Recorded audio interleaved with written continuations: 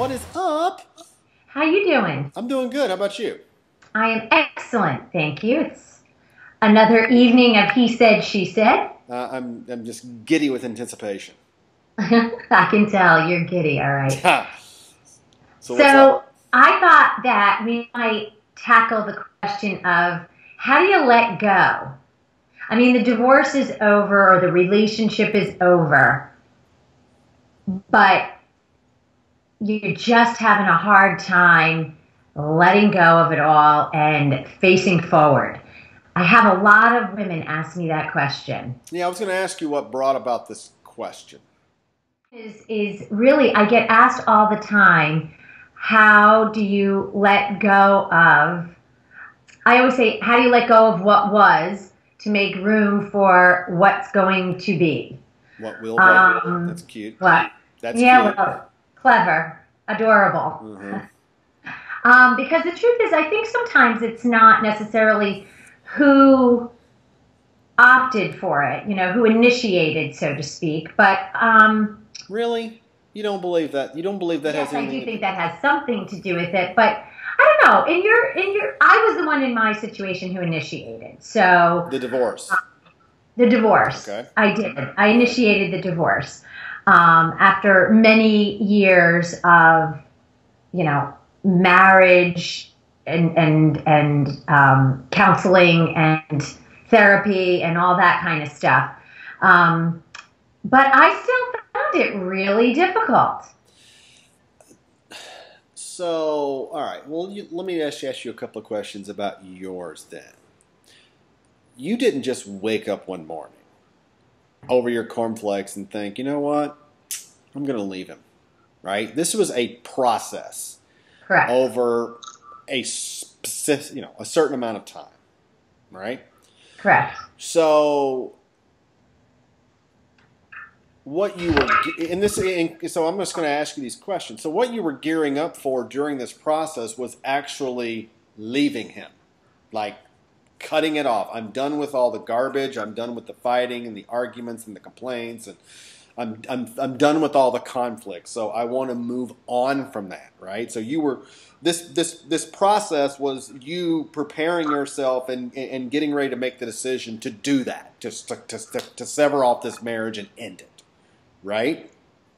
Kinda. We were in therapy for a really long time, and I guess I kept thinking something is going to happen, something is going to change, and I am not going to need to do something about this. But then there became that moment, like that moment that I knew, the moment that I knew that it was going to be healthier for me and for us to not be married than it was, for me to stay in it. I was going to be healthier alone than I was going to be in my marriage, and we were going to be happier as individuals. This is what I was thinking about when I was asked this question this week. How do I let go?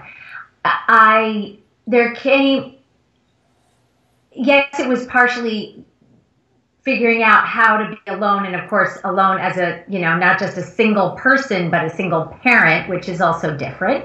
But over that year, and actually over the past year since I was divorced, I also think that there was a difference between letting go of and moving on from him as the guy, and letting go of what I always thought it would be for me, So the woman that asked you the question, Yeah. is she having a hard time? And I'm going to kind of use her because I was going there and you stole my thunder yet again. Is she having a hard time letting go of her ex-husband, or letting go of the idea that he one time represented? And I think that is really, I think that that's at the core of it for so many. And I really started to think about that a lot this week, because it sometimes isn't about that individual. It's about the oh my God, I was supposed to be married for the rest of my life. And, we were supposed to grow old together. And my parents are living the fantasy. They're like 48 years in and like blissfully happy. I'm not kidding, like for real blissfully happy. So for me, I was kind of like, holy shit, what the hell just happened? Um, and, kind of guilty as well that I had chosen that. Back up. Were you guilty that you had chosen to end it, or were you guilty that you chose him? Oh, wow, Kyle. Okay. I like to bring it right out of left field on you. I think in and out, there was a little bit of all of that. You know what I'm saying? Let's talk about you. This was your topic, okay? I've written about this. I mean, my marriage ended as a result of another relationship, okay? It was a Lifetime movie cliche, okay? However, when I got divorced and she started to publicly be with this man, I didn't feel... I was angry. I wasn't necessarily angry, though, that she had lied to me. I was angry at kind of what she had thrown away generally. All the things that we had worked for up to that point, right? I never found myself having a problem getting over her. Never had that issue, okay? I'm one of those guys where when the door closes, it's closed. There is no reopening it. There is no chance for reconciliation. It's done, right? What I struggled with, and I think in some case, in some way it may be the same as with your friend or whoever asked you the question. I struggled with what was lost, right. What my kids lost. Mm-hmm. What I ended up having to sacrifice as a result of her irresponsibility. Right. That's what, and I still struggle with that even today. And it's been almost 8 years, Laura. I still, every single time I drop my kids off at their mom's house, it comes back. I know. Every time. Every time. Because it wasn't supposed to be that way, right? Right. It wasn't supposed to go down like that. And, every time her husband is doing something with my kids because it's their weekend, it comes back. I've lived with it for 8 years. In my case, I feel that, and I feel like, what the hell did I do? And why did I not make a great decision the first time? And then how the hell could I have, chosen to divorce? All kinds of crap comes up. Here's what I've done and what I still do to this day, to your point, to get over it. Okay. This is what I do. When she decided to end the marriage, and I didn't come to this conclusion day one, all right? So this, I screwed up a lot shortly thereafter. I get over it now this way. That divorce has given me the opportunity to do something extremely special as a father, because I'm able to do things, Laura, with my kids now that I could have never done if I'd been married to her. Never, okay? I'm able to do things in a relationship that I wasn't able to do before. And I can tell you that I believe the Queen would admit that she has benefited from those learning experiences. Mm-hmm. So I've got two options. I think at the end of the day, this is for everyone, all right? Mm-hmm. You can continue to focus on what, and this is going to sound so damn cliche, all right? But it's the truth. You can continue to focus on what could have been. And I'll tell you right now, that is a one-way ticket to the nut house. It'll drive you crazy. All right? You just can't do that. If you sit there and think about what could have been, you will be racked with guilt forever. Yeah. All right? And you will never, ever, ever get over it. So just mark it down right now. Or you can look at it from the standpoint of, okay, I don't like the cards that were handed to me. I don't like the deck that the dealer gave me. But it's the hand that I've got. Yeah. I've got an opportunity to do something special with that hand and do some things that I couldn't have done before, right? Because I'm sure you're the same way. You probably have done things in your life that you could have never done as married, and you focus on that. That's at the end of the day, that's all we've got. We've got no other option. But there are moments. There are moments, and moving on and letting go doesn't mean that there's not going to be moments. And I think we can't have that expectation of perfection, I've learned everything is about seasons. Life is full of seasons. All right? The wallowing, the feeling sorry for yourself, the feeling guilty, it's a season. And just like any season, it will eventually change.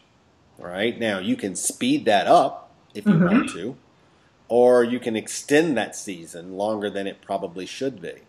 But it is a choice. It's a choice that we all have to make. Yeah.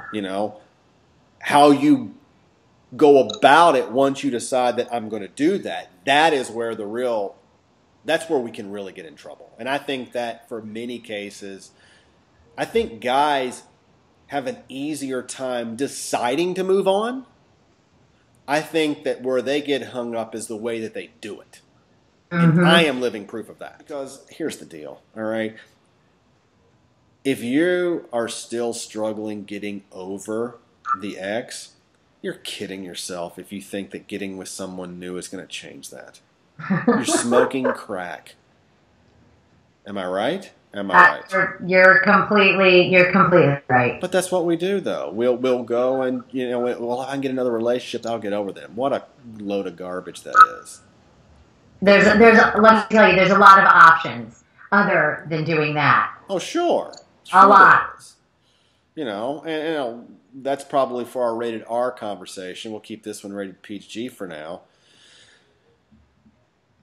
But I don't necessarily think, Laura, that I'll get to a point where that's eventually done.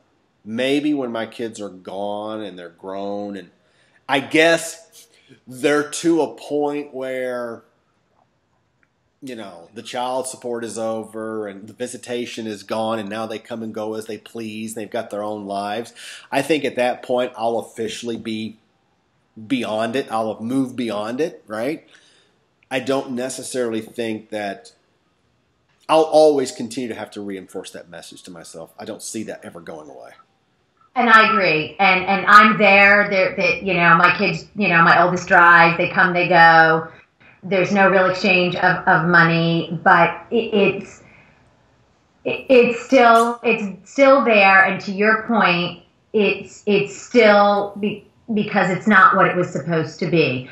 And I reinforce all the time to myself that it may not be what it's supposed to be, but it's different, not better and not worse. Actually, it's better for me, but it's different, and it can be better if you choose it. And I think that is.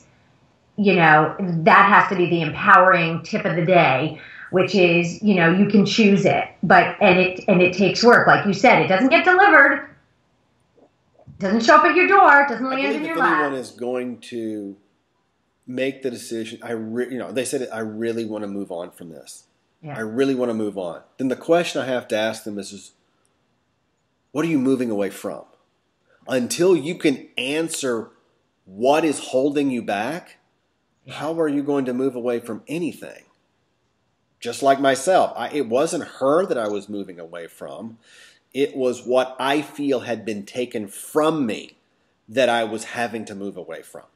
That's right. Once you can identify what that is and really say to yourself, this is what's holding me back, only then can you begin to move forward, because now you know what you're fighting.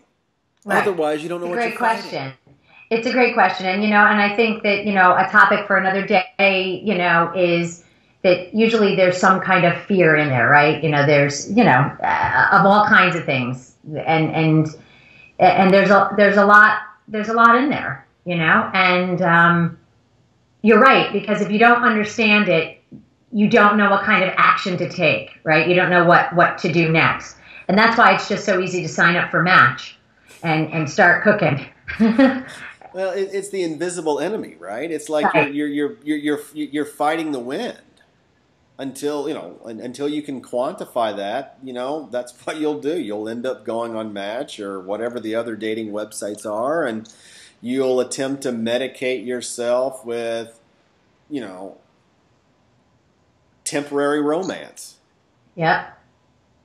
Or, Love that. Final thoughts. I think we need to just reiterate, it's a process, right? We didn't get to here on day one, and I think that's important to know.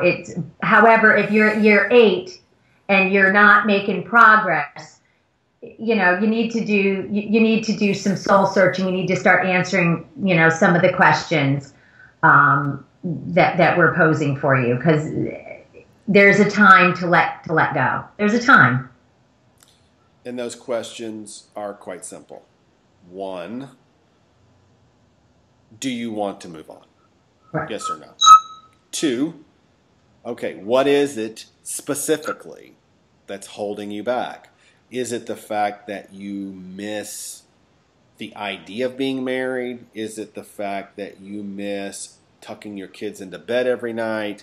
What is it? Define what that is. Then once you are able to define what that is, I can tell you from personal experience, 90% of the battle's done. Yep. Absolutely. The rest of it from there is kind of easy.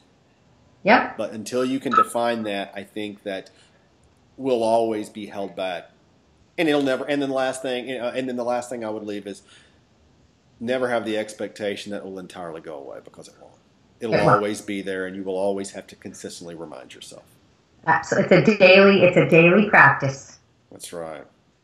Daily practice. Well, let us know your thoughts. And please, you know what? We got it up here. Write down, yeah, I'm ready. Make yourself a commitment. We'll listen, right? We'll listen. Absolutely. Absolutely. Laura, we'll see you next week. Have a great week. Have a fabulous week. See ya.